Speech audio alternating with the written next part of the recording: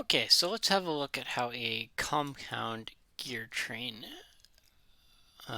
compound planetary gear train, something like this might work. So in this case, we've got our input here that's in blue. That's our Sun 1.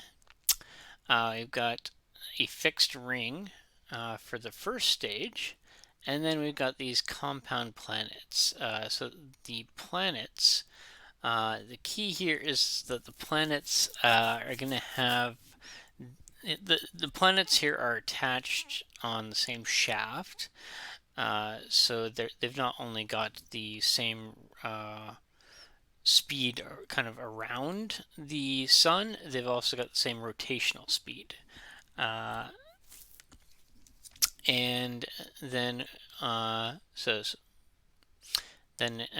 those are meshing with our Sun 2 here and our output here. So this one we kind of need to do in stages. So we're going to start off with let's see. Let's start off with I'll start off with our S1 Sun 1, and here's our Omega Gear. Again, that's equal to Omega Arm plus Omega Relative Arm and Gear.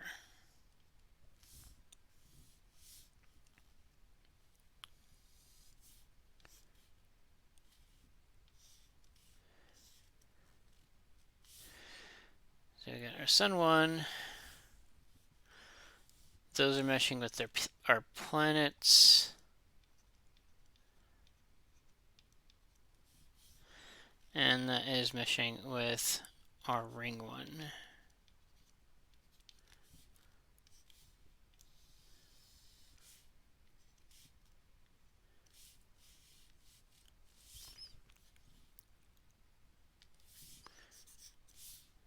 Let's not draw that quite as far. Let's do that. So we know that this is going to be our input, our Sun 1 in. And then we're going to have kind of two separate outputs for the first stage. We're going to have the arm rotation, and we're going to have the planet rotation. And we're holding the ring 1. So its rotation speed 0. So again, 0 plus the arm 1 needs to be, sorry, the arm 1 plus this, the relative between the arm, the rotation speed of the arm plus the relative rotation speed between the ring and the arm needs to be equal to is equal to the rotational speed of the ring. So if that's 0, then this needs to be negative arm. And of course we've got to set up our gear ratios here. So again, our gear ratio here that's just going to be Sun NS1 divided by NP1, and then a negative sign on there because those are both external gears. And then for this one, it's going to be NP1 divided by NR1.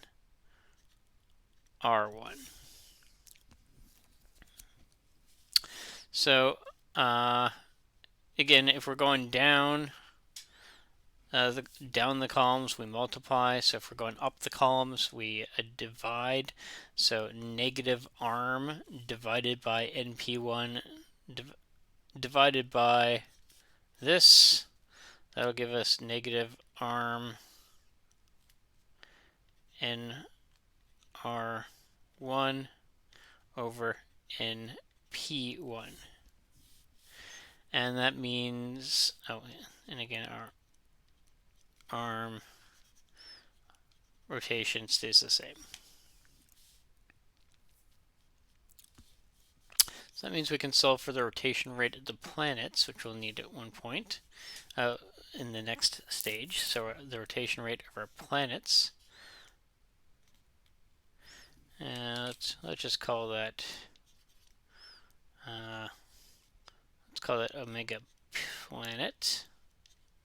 That's just going to be the sum of these. So that'll be the arm rotation rate times 1 minus n r1 over n p1. And so we got that. The next thing we need to know is this. So again, divide by, to go from here up, we divide by this value here. So negative arm nr1 divided by np1 divided by negative ns1 divided by np1. Our np1s cancel out, the negative signs cancel out, so we're left with arm times nr1 over ns1. So then we can solve for, we know that our n is going to be equal to, can factor out the arm there, 1 plus nr1 over ns1. So if we want to solve for what the rotation rate of the arm is, that's just going to be equal to the input divided by 1 plus nr1 over ns1.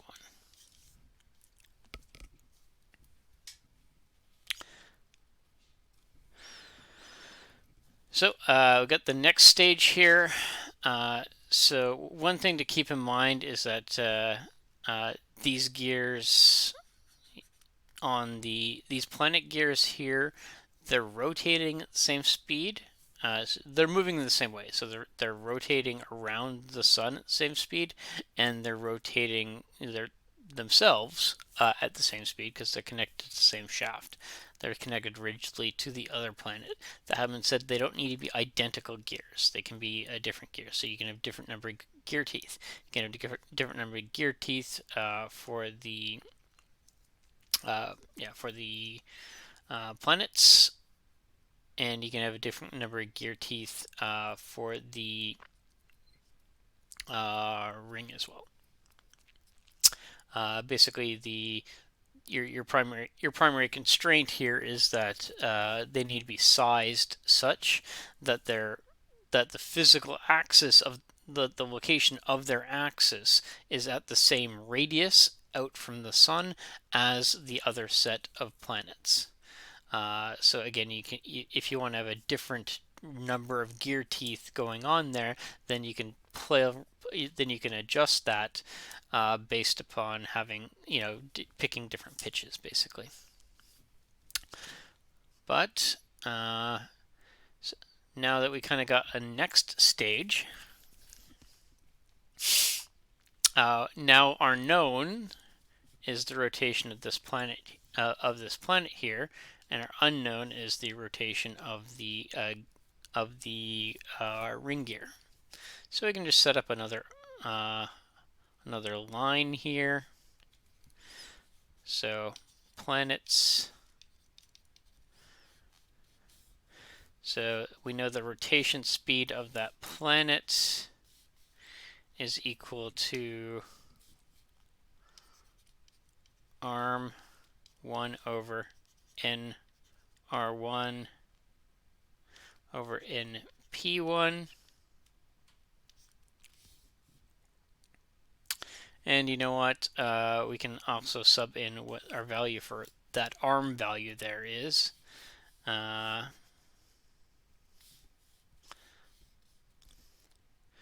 let's go ahead and do that. So that'll be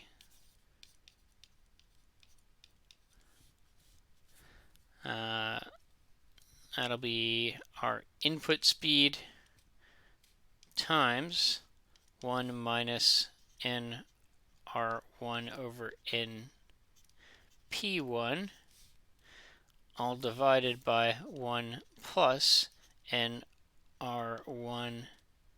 divided by ns1.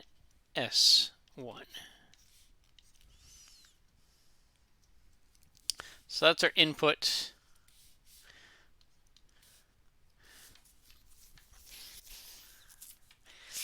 And we also know what our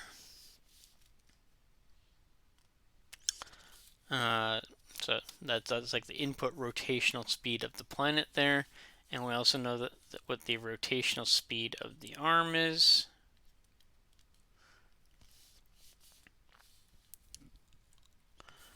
So that's in divided by 1 plus nr1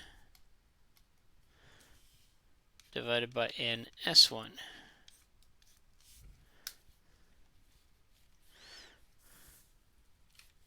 And I'm going to zoom out a little bit here because our graph's getting kind of crowded here. And then the next column here is our W arm / gear. So as per usual, the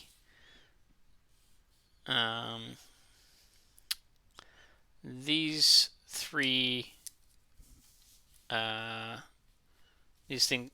things are related such that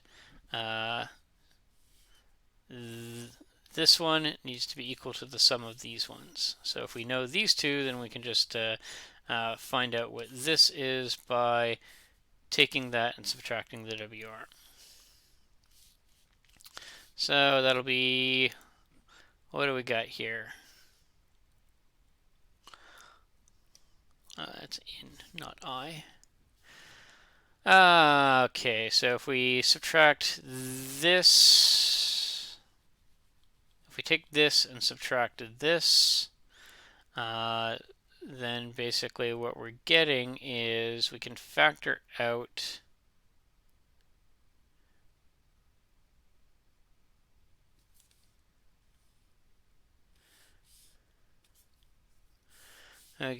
let's see here. So we got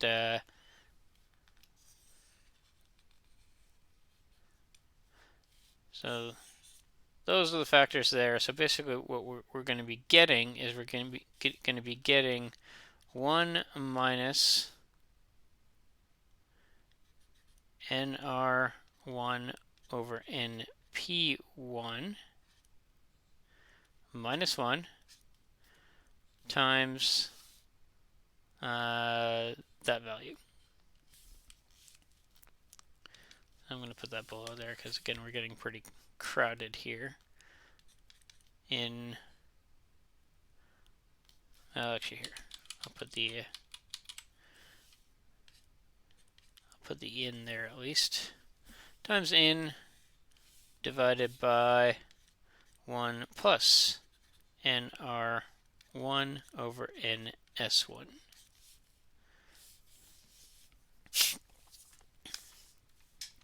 So then next line we're going to want the ring, because we're worried about that output there. What's going on at the sun kind of doesn't really matter. Basically, when we got a setup like this, what the sun's doing there is basically it's there to make sure that the planets are held against the ring.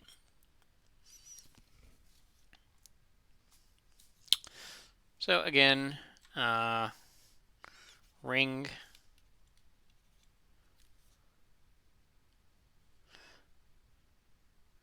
planets 2. These are planets 2, and this is ring 2. And then we got our gear ratio between the two. That is np2 divided by nr2.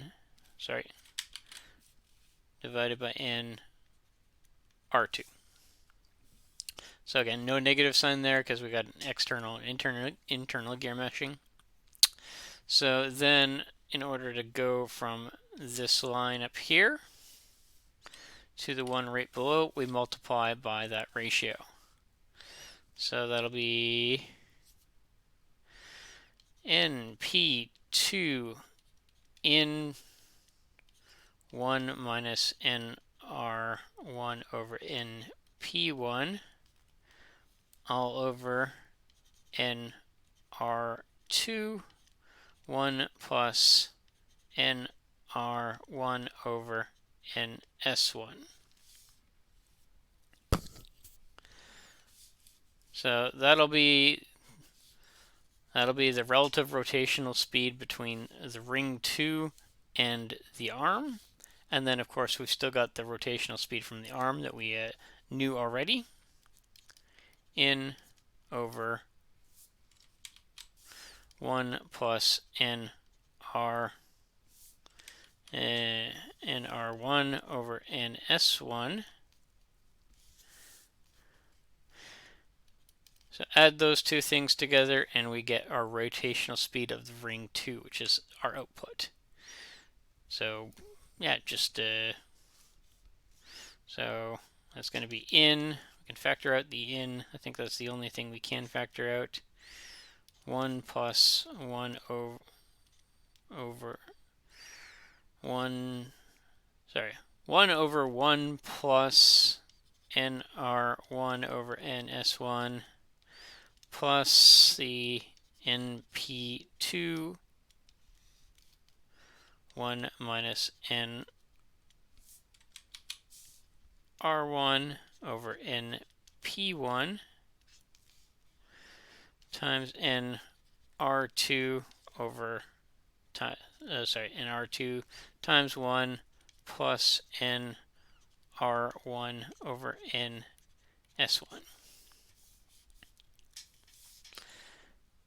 And that would be our output speed. So this here would be our gear ratio. So let's say we had R1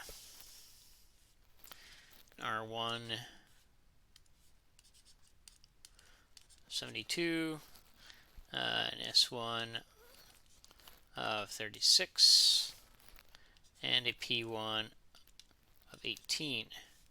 And then for the second stage,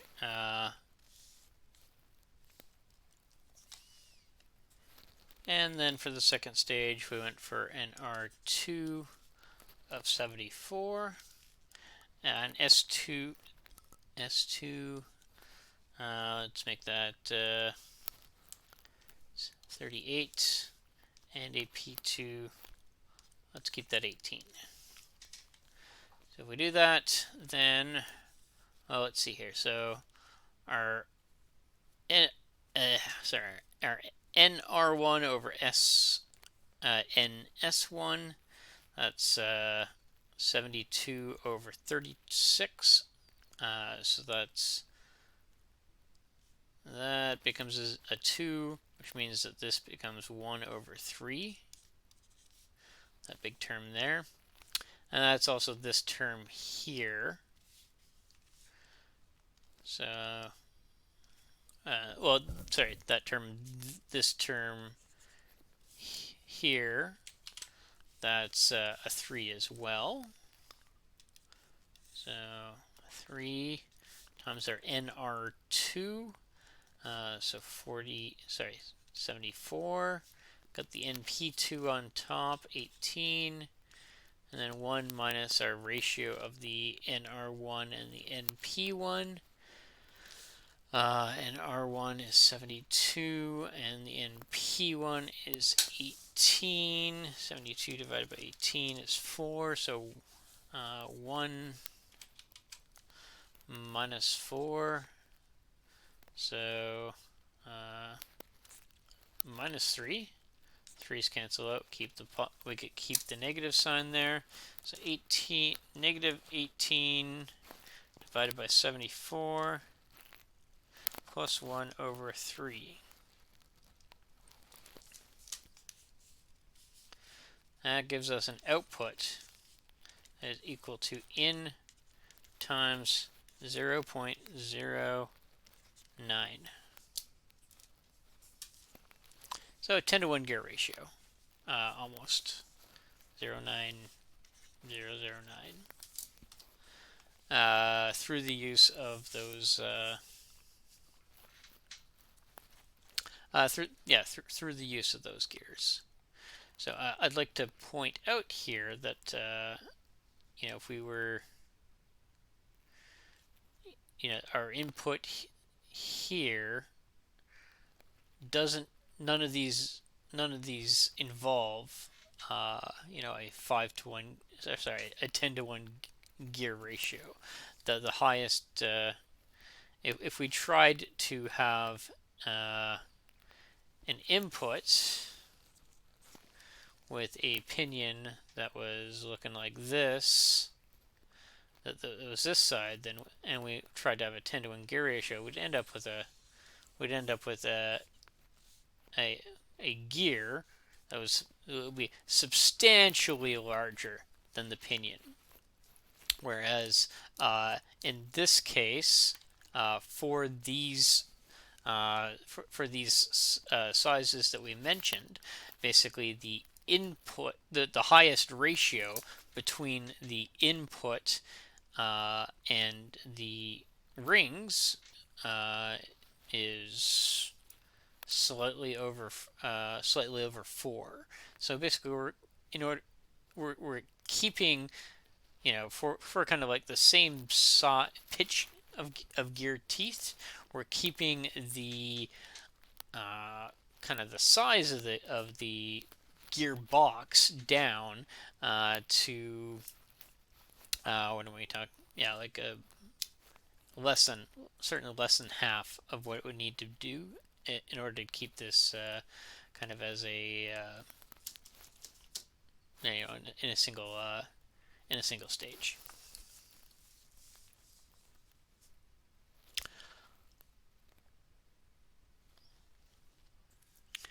Okay, let's have a look at this slightly different one now. So what we have here is we've got our input coming at A, in. That's attached to this Sun Gear S. And then we have it connected to this Planet Gear 3.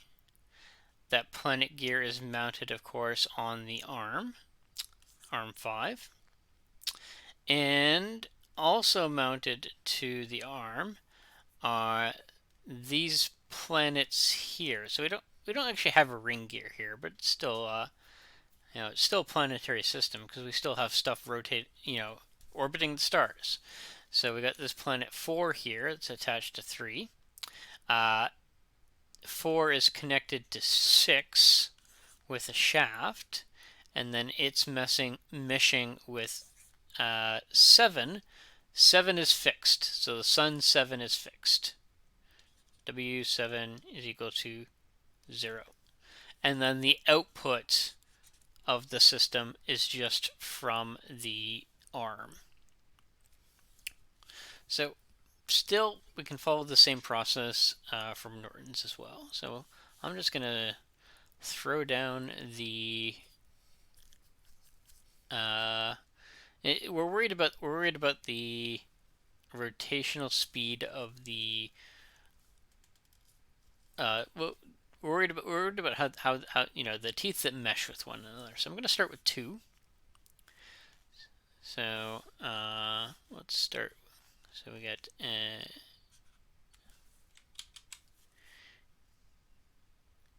2. It's going to be meshing with 3. It's going to be meshing with 4. 4 is going to have the same rotational speed as 6. And then it's going to be meshing with 7. So we can have the WG is equal to W arm plus, omega G is equal to omega arm plus omega arm slash gear, the relative.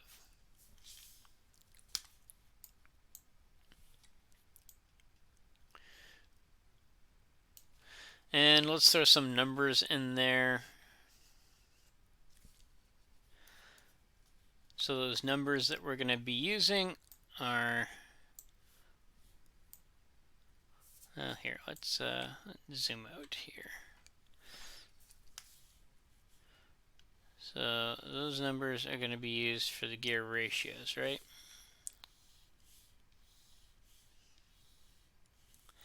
So, N will go with 20 teeth, 3 will go with 16, 30, 36, and 46 here on the Sun 7. So gear ratio between 2 and 3, that's going to be negative 20 divided by 16. Between 3 and 4, negative 16 divided by 30. 4 to 6, 1. Not negative 1, 1. Because again, they're attached together with the shaft. They're rotating at the same speed. And then from 6 to 7, we're going with negative 36 over 46. So we got our W arm, that's our out, out, out, out, out. Got in here.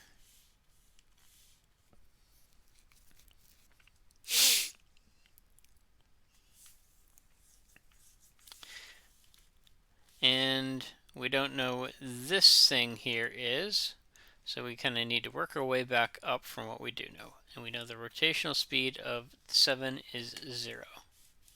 So if 7 is 0, then this needs to be negative out. So going from this row to the one above it, we take our negative out and we divide it by 36 over 46. Sorry, negative 36 over 46. So that'll be 46 over 36 out. And that gets repeated to the next line because, again, those things are rotating at the same speed. And then going up to the next line, again, divide by the gear ratio. So 46 over 36 divided by negative 16 over 30.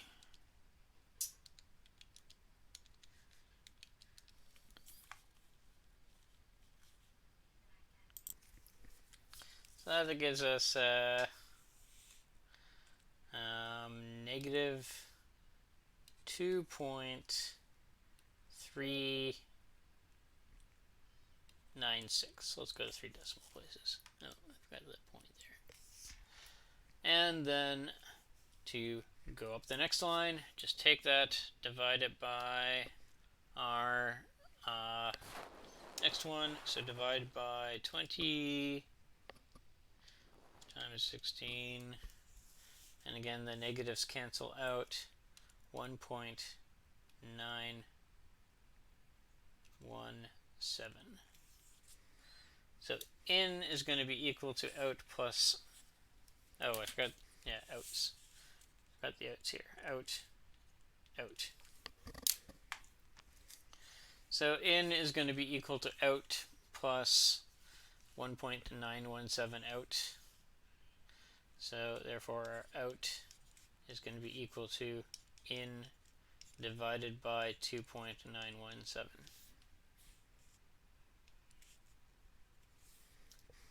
So if we were rotating the input at 300 RPM, we'd get an output